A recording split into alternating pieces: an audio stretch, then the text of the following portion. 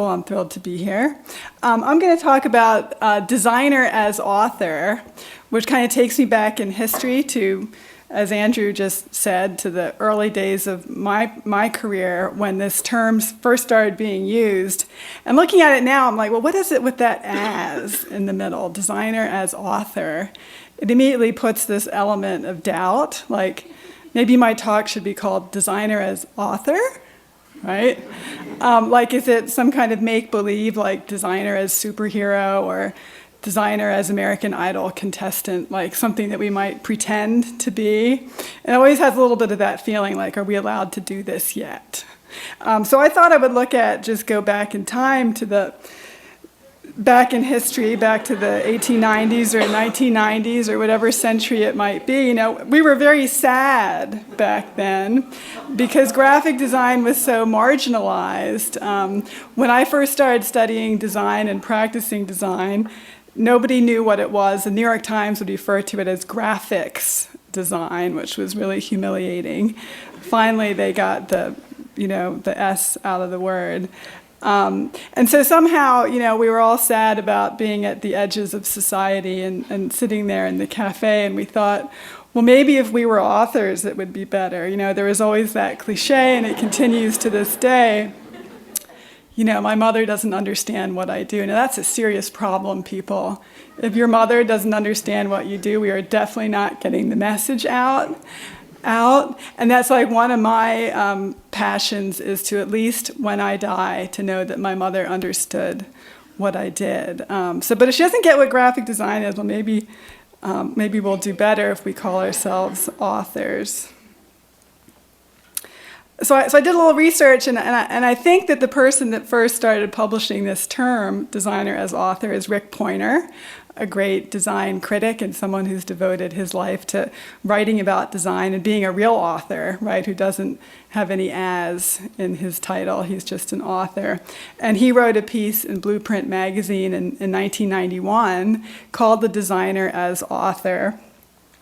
And he was particularly using the term not to talk about designers as writers, but talking about the designer as someone who, at that point in time, was emerging as someone with a signature style, where the very way of creating design was its own kind of text that would sit on top of the client's message. And that was called postmodernism by many of us, and it was the idea of design being a kind of interruption of the communication stream and not a kind of transparent window onto it. And that's what Rick meant by designer as author when he used it. He was also editor of I magazine, and in 1996, he commissioned Michael Rock to write a piece for the magazine called Designer as Author, and that piece became a kind of legendary text within the design field and inspired a lot of people to call themselves authors, even though Michael, in his essay, actually was very discouraging about that idea and said, don't bother, it's a completely bankrupt notion, because the great post-structuralist writers of the 60s and 70s had already figured out that the author was dead. So leave it to graphic designers to choose to be the dead thing, right? That now that no one else wanted to be an author, maybe we could be. So Roland Barthes wrote this essay in 1968 called The Death of the Author, and he talked about the change in writing, that the whole idea of the author was something from print culture. It was something from the Enlightenment and the idea of authority and the author controlling the text and turning the text into a kind of capitalist product that was fixed in time and bore the name of that person. And that in postmodern times, the text is open and it flows and it's made of all different pieces of society, and really the author doesn't originate. He may put his name on it, but actually all literature comes from all different sources. And so he proclaimed the death of the author and the birth of the reader, right? And so graphic designers became authors, but also readers. The idea that what we could do with typography and page layout was basically to screw with the author's text, right? And it was no longer sacred, and we could mess with it. And that was a kind of writing. Bruce Mal published this book in 1996, and it was featured in Michael Rock's legendary essay. And Bruce Mal really, he was an author, is an author in the old-fashioned sense. He's the guy that wants his name on the cover of the book. And believe me, getting Rem Koolhaas to put the graphic designer's name on the cover was probably not easy, right? And so if we think about that word author, at the core of it is, it's the same as authority. It's that signature, it's that stamp, it's that brand, it's that mark of authority. And I think Bruce Mal did a lot for our profession by getting his name on the cover of that book. And certainly that's part of what designers were looking for, was more authority. What Michael Rock was really interested in his essay was not that kind of authorship, not the Bruce Mal kind, but the stylistic kind, the kind that Rick Poynter had originally been writing about. And he uses the term designer as auteur.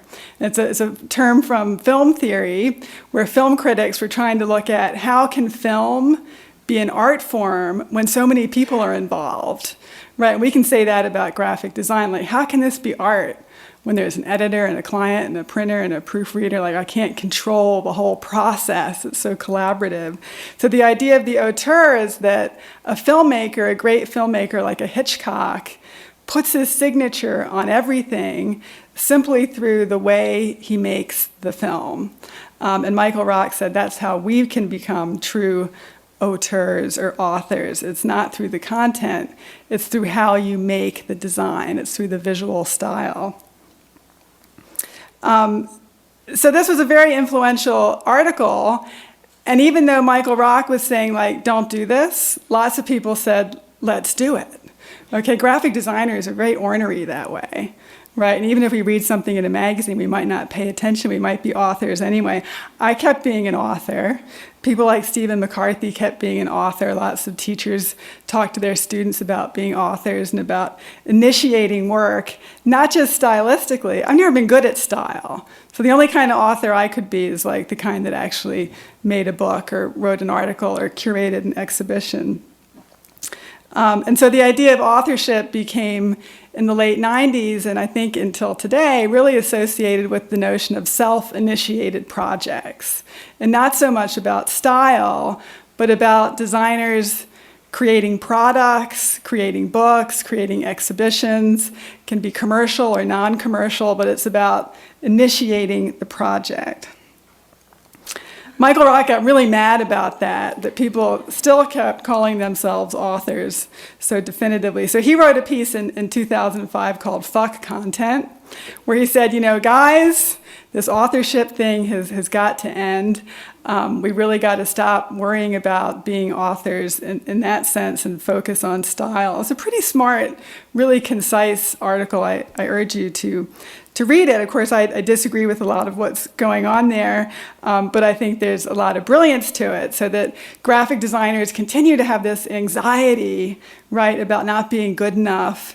And sometimes we try to fill in that anxiety by saying, well, if only we could create the content, we would feel better, we would feel more like useful members of society and not hairdressers or something.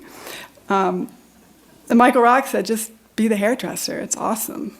Okay, make really beautiful stuff, that's your signature. And some designers are great at that, and some of them aren't so much. And of course, it brings to mind the whole debate that's gone on for over a century and beyond about form versus content. And can you separate them? We tend to try to think of them as separate, and yet all graphic designers know that they're very connected and that the form is always going to influence the content. Ferdinand de Saussure was a linguist, Swiss linguist at the turn of the century, and he had a metaphor that, to me, totally explains the form-content problem. He said, form and content is like a sheet of paper, and one side is content, and the other side is form. So they're opposite, and they can't quite talk to each other, but you can't separate them. There's no way to divide them. They're always connected. Well, Michael Rock wants people to stay on the form side, but some of us have always insisted on jumping onto the content side and folding up the paper and working with both.